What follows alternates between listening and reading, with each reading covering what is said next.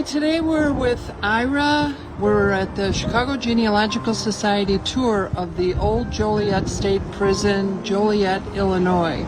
Ira, you have some background information. Yeah, only a few years ago did we learn from a genealogist in Utah, of all places. My family's from Chicago for a couple of generations. We learned that my great-grandfather apparently did time here.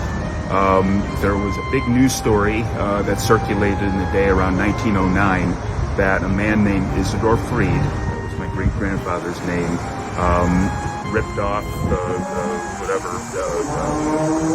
burgled a rich man for a few $1,000s, and he moved back to New York, and then he was caught there and extradited here to Chicago and convicted and did time in here at the Joliet prison.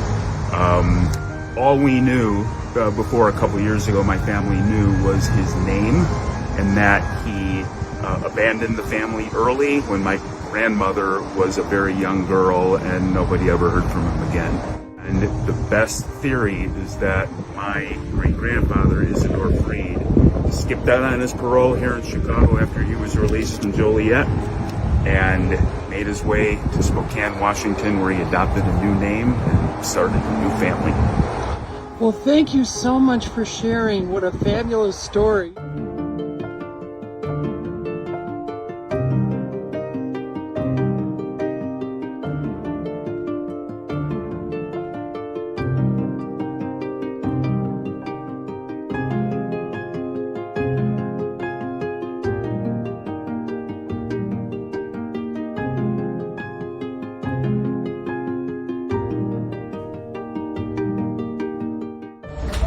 As I said before, it's only about 7 foot by 7 foot by 4 foot.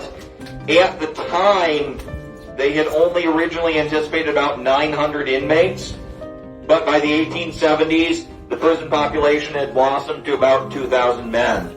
They were cramming up to 3 men at a time in cells like this. Cells which were never really intended for that many people.